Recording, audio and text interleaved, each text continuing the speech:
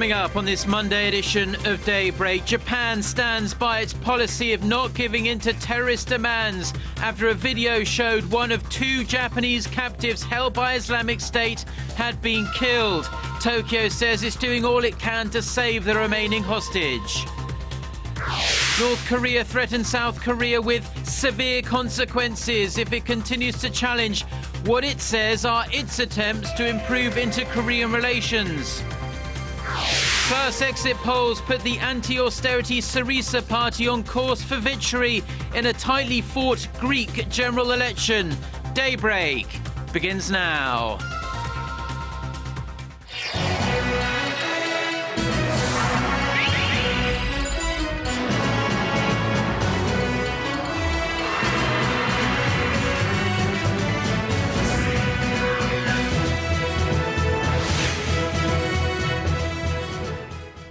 Hello and thanks for joining us to our viewers around the world at 6 a.m. on Monday, January 26th here in Seoul. I'm Mark Broome and you're tuned in to Daybreak. We begin with Japan's reaction to the execution of one of its nationals by the extremist group Islamic State. Japanese Prime Minister Shinzo Abe has called the murder outrageous and has once again demanded the group release Kenji Goto, a second Japanese man they're holding. Abe confirmed to Japanese broadcaster NHK that the video released over the weekend that shows the decapitated body of Haruna Yukawa was authentic. The Japanese leader said saving Kenji Goto's life was now Tokyo's top priority, but he stressed that Japan would not give in to terrorism. In the latest recording, Goto reads a statement saying Islamic State were now demanding the release of a prisoner held in Jordan instead of their previous ransom demand. Now, South Korea may have gotten an answer to its proposal for inter-Korean talks, now almost 1 month old.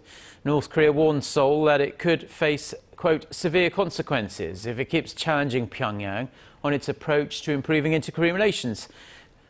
Do you think that's confusing? Well, our Park Ji-won explains. North Korea is sending more mixed messages.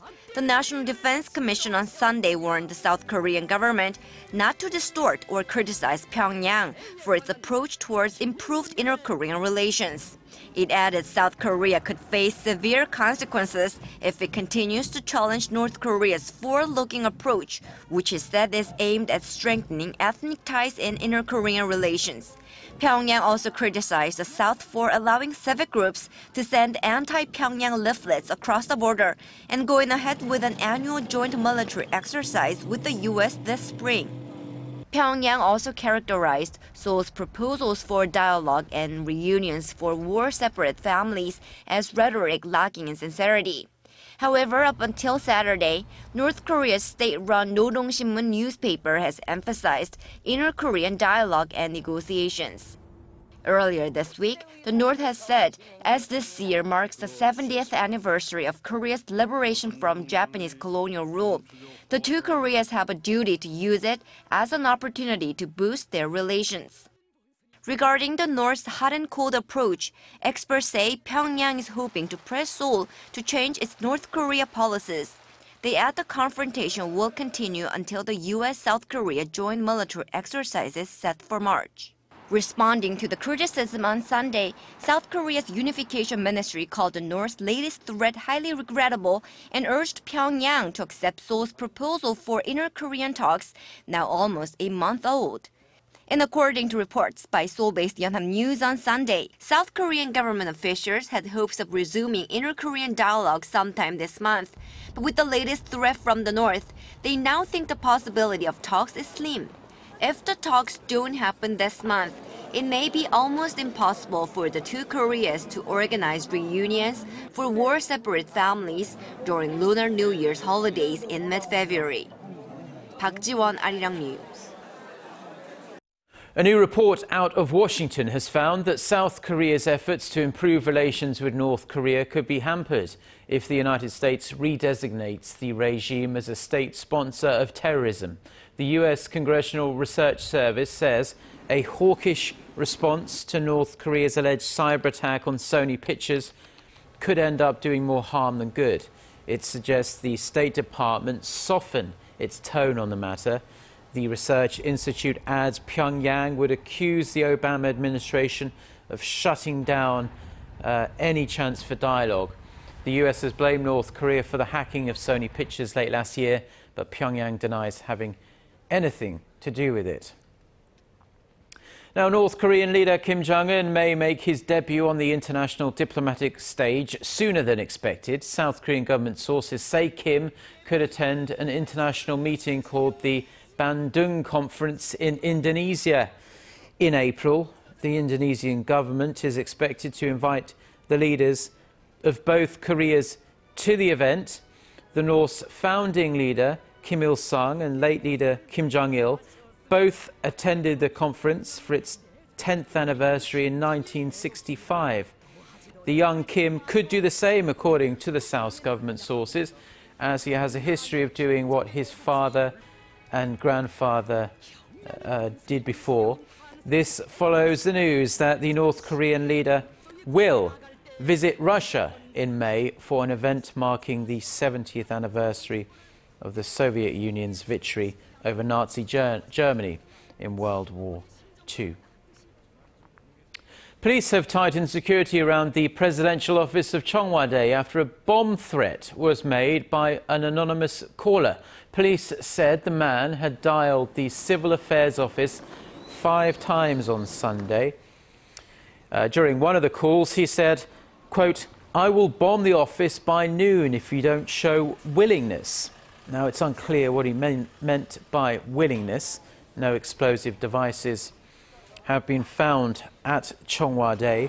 The caller ID showed the country code being France, and police are trying to trace that number down.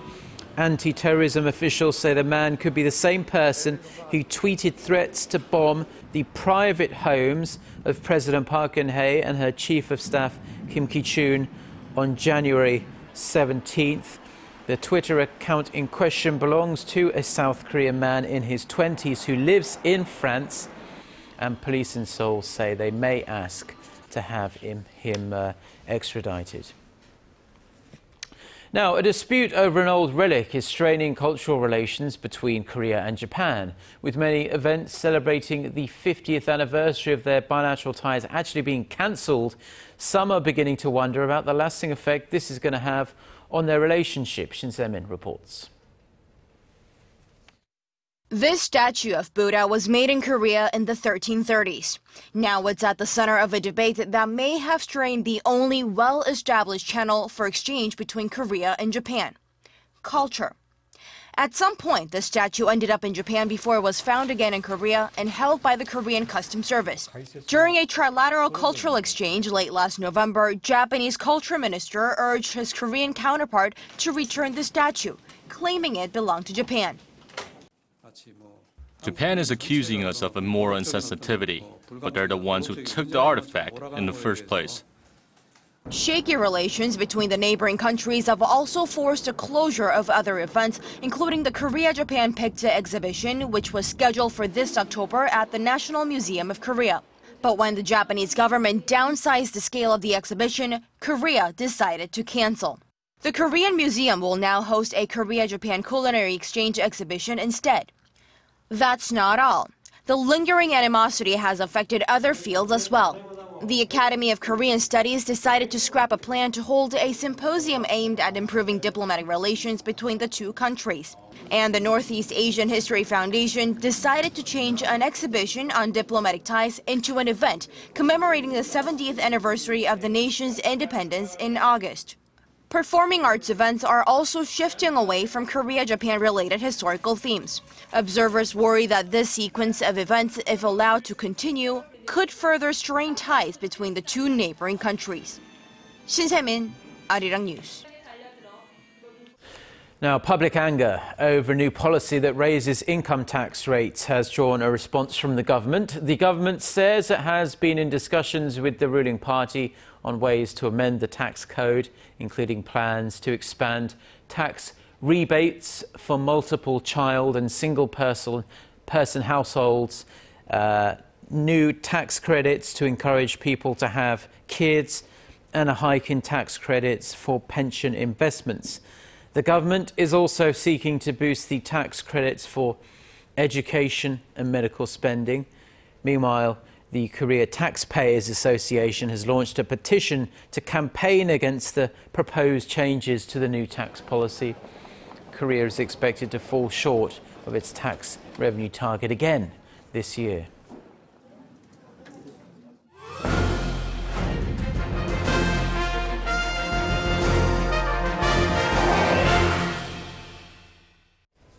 Now, for this week's Industry Insight, we're going to take a look at the local beer industry and more specifically the rising popularity of imported beers. Kim Hyun-bin reports. Many Koreans love a nice cold beer or two after a long day or week in the office. Their choice used to be limited to mostly Korean beer. But now you can easily find beers from all four corners of the world, even in a regular grocery store like this. Just a few years ago, it wasn't all that common to see imported beers on store shelves in Korea. But in recent years, imports have been swelling. Foreign brands like Asahi, Heineken, and Guinness, to name but a few, are stacked high and wide. The imported beer trend started to take off in Korea in the mid-2000s and has been intensifying ever since. Top dog at the moment is Asahi. The Japanese beer has been #1 in imported beer market in Korea for the last 4 years and continues to widen its base of loyal customers in Korea with its crisp and refreshing taste. We wanted to differentiate the taste of our beer from our competitors, and I believe that has been appreciated by our customers. We expect sales to keep growing. Last year, Asahi imported over 26,000 tons of beer into Korea, triple the amount it imported in 2010. Overall, beer imports to Korea topped $100 million in 2014, jumping 24% from the previous year. Korea exported around $73 million of beer, leaving the country with a deficit of almost $38.5 million last year. So why are Koreans increasingly choosing imported brands over old local favorites like Obi, Cass, and Hite? Korean consumers are going from high alcoholic content beverages to low, so beer sales are increasing across the board. Tastes have broadened too, as more people travel and study abroad, so they become fond of the beers they tried overseas. Feeling the heat, Korean breweries have been rolling out fresh brands that are quite the departure from their original beers. In the case of Obi, it released 2 different brands last year and upgraded its premium Obi beer to give it a deeper taste. Local beer companies are also developing new flavors to adapt to the changing tastes of the Korean consumer. Given the surging number of domestic and foreign brands in Korea, Korean beer makers are looking overseas to make up for their weakening sales at home. Korean breweries exported $4.5 million of beer to Iraq last year, becoming the Middle Eastern country's 3rd largest supplier. Hite Jinlo, which began exporting to Vietnam in 1966, now ships to some 60 countries. And OB is expanding its overseas markets, including Mongolia, Hong Kong, and Australia. Kim Hyun-bin, Arirang News.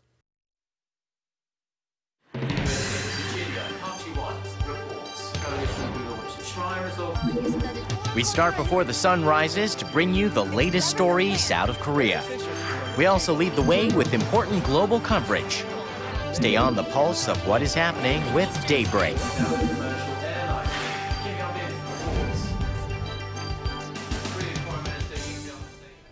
Now, Chinese authorities have implemented a measure that requires the country's video streaming websites to get licenses to show foreign films and TV series. Korean dramas, which have become immensely popular in China thanks to these sites, are expected to suffer as a result. Son Jung-in reports.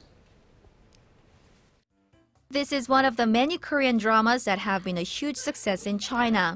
Chinese viewers were able to watch them almost immediately after their release in Korea, but it could be a different story 2 months from now. According to a new regulation from China's media watchdog, video streaming sites will need to get publication licenses for imported films and TV series from the end of March. The regulation aims to filter out TV shows with satirical, cruel, or lewd elements, but even if they are approved, it will take at least 6 months to get the license. All foreign dramas or movies should be registered by March 31st in order to be broadcast on video streaming sites. Video streaming websites have been a staple provider of Korean TV dramas for Chinese fans, as they can be watched on PCs or mobile devices. Korean dramas that gained popularity through streaming services are expected to be hit the hardest.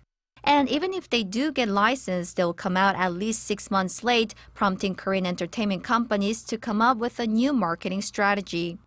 Experts here warn that illegal distribution will surge after the regulation takes effect, becoming a major threat to copyright.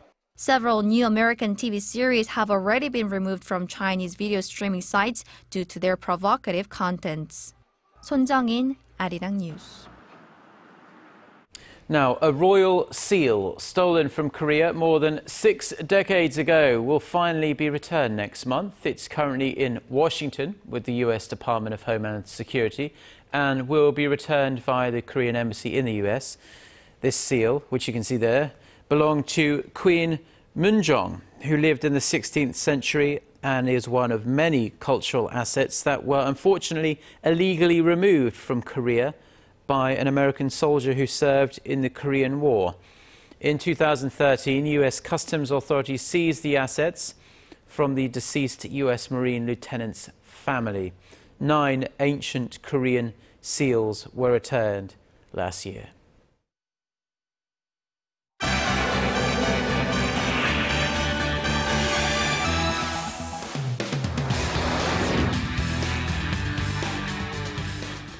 Time now for a look through the global headlines we're following on this Monday morning in Seoul. For that, we turn to Eunice Kim, standing by at the news center. Good morning, Eunice. And good morning to you, Mark. Voters in Greece have cast their ballots in Sunday's general elections, and early results show the voters want change, propping up the radical leftist Syriza party.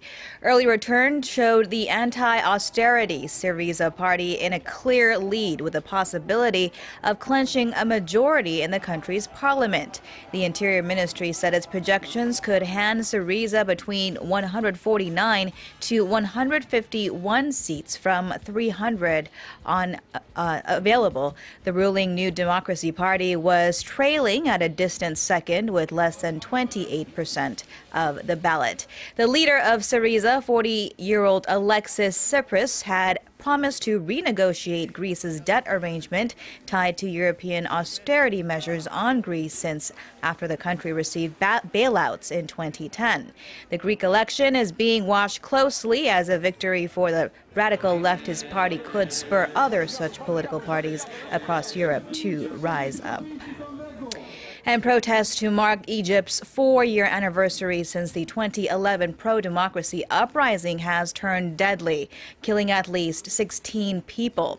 Officials say the nationwide demonstrations turned violent after protesters clashed with police. The confrontations came after an activist was shot dead in a Saturday march in Cairo. Authorities have opened an investigation into her death. Political dissent has seen strong resistance in Egypt since longtime leader Hosni Mubarak was ousted in 2011 and elected leader Mohamed Morsi in 2013.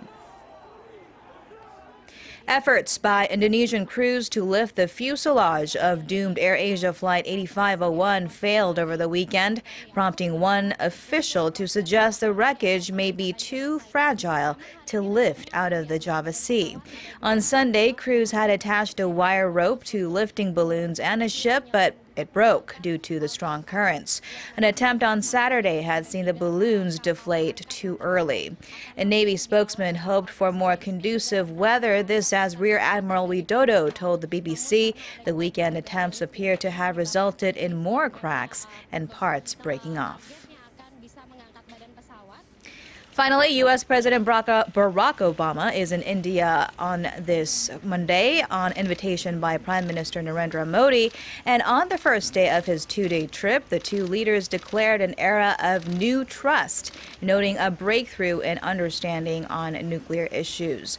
The two countries announced they would clear past disagreements that would unlock billions of dollars in nuclear trade, allowing American companies to supply India with civilian nuclear technology.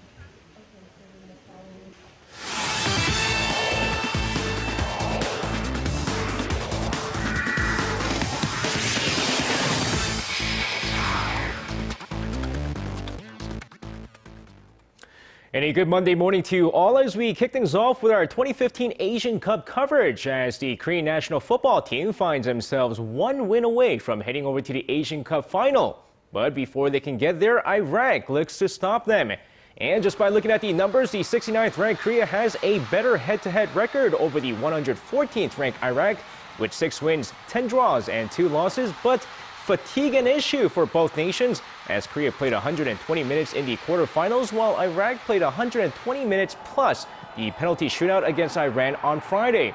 But with Son Heung-min finally finding his scoring touch against Uzbekistan, he looks to continue that against Iraq as Korea gets closer to winning their first Asian Cup title in 55 years.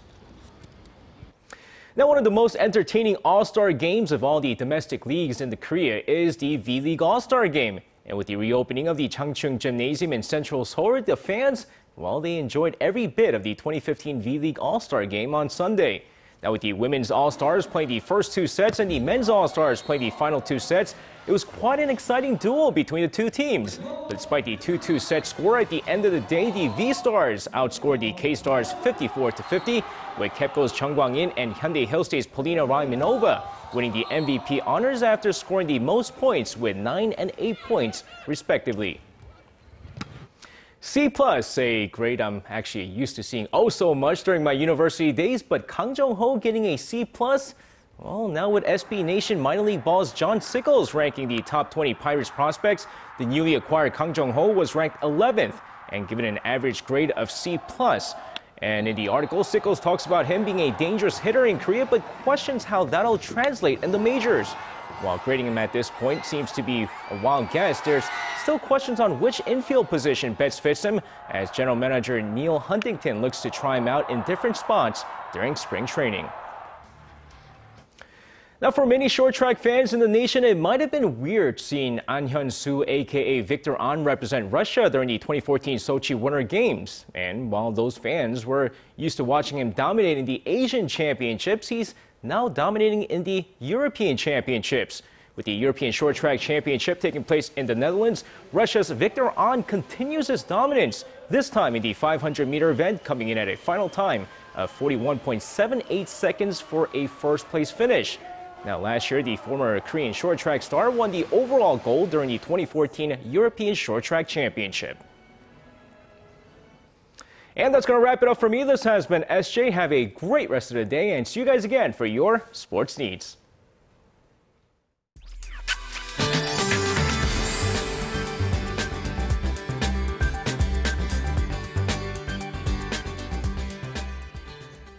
Good morning. It rained through yesterday evening and overnight, but due to the relatively mild temperatures, it didn't turn to frosty roads, but it's still wet and slippery. Also, fog is covered in some of the inland regions and southern and western coastal areas, so drive extra carefully.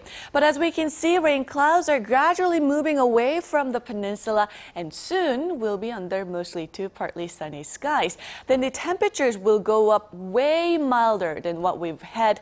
Southern regions will see temperatures hovering over 10 degrees Celsius, and upper provinces will have readings rising to near 10.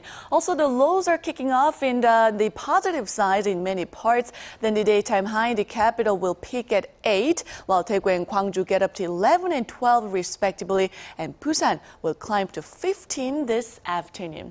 Now let's see how other regions are looking. Jeju Island will rise to 11, then Daejeon and Dokdo will be topping out at 9.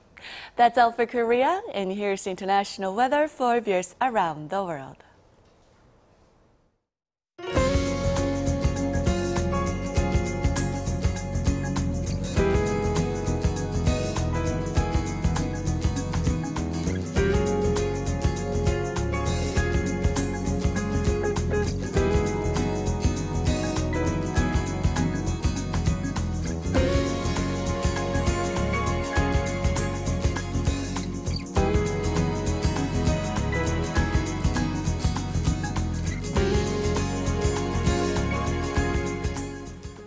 Well, that's going to do it for now. Korea Today is coming up at 7 a.m. Korea time in about half an hour. Have a wonderful day. Goodbye.